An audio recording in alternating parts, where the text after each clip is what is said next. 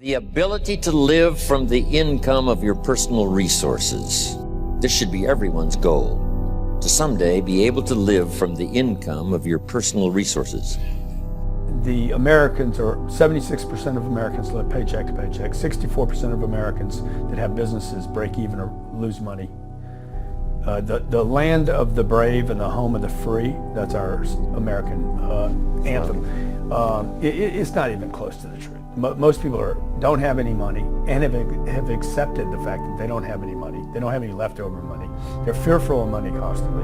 They overspend. They don't know how to produce money. They definitely don't know how to multiply it. The day you trade expectation for appreciation is the day you become wealthy.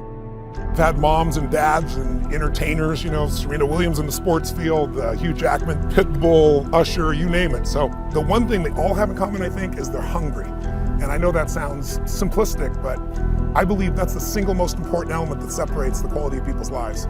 It's not just the ability to have hunger, but to sustain it. Hunger means that you want more. You want more of yourself. You want to make a bigger difference. You want to be a better parent. You want to do something more than there is today, and that you don't get satisfied. And most people start out with hunger at an early stage of life and they lose it. But the people that come to me are hungry either because something's happened, they've had a birthday with a 0 on it, they've gone through a divorce, they're starting a business and they know I've got to have a different level, or they're the best in the world and they're always looking for that edge that makes the difference. It's just important for people to understand that complaining has no value. And if you complain about not having enough money, work more. If you complain about not having work-life balance, spend more time on vacationing and your family. It's super simple. Let your actions dictate instead of sitting there and feeling like you're not in control. When we talk to kids about financial independence, we say, do what you have to as quick as you can so you can do what you want to as long as you can. Some people feel we shouldn't spend that much time talking about money, but we really should. Someone says, well, money is the root of all evil. Not true. Here's what it really says. The love of money is the root of all evil. Here's what's noble, what money can do. The projects it can support. The relief from debt it can create. Building a financial wall around your family nothing can get through. I look back, and one of the things that helped me was my original teacher, Jim Rohn, who was a personal development speaker. I went to hear when I was 17. He said something the first time I heard him, and he said, it's really simple. If you want life to change, you got to change. If you want life to be better, you've got to get better. It's the only way it happens. And luck will show up for people and it'll leave them. But if you're constantly improving who you are and what you give, game over. The key, of course, is what you do with it. If you earn a lot, you should give a lot.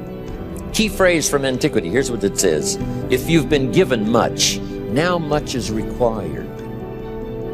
If you've been given great responsibility, much is required. If you've been given much wealth, now much is required. Everyone has to solve this about the money to go for. Should you go for the money? Should you go for success? And here's the philosophy we've already covered.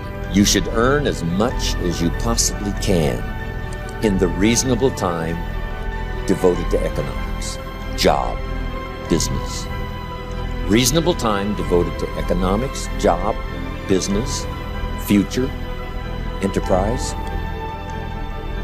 With that enterprise and with that job, the key is to earn as much as you possibly can, as you balance your life with everything else. Not at the sacrifice of your friendships, not at the sacrifice of values, not at the sacrifice of integrity.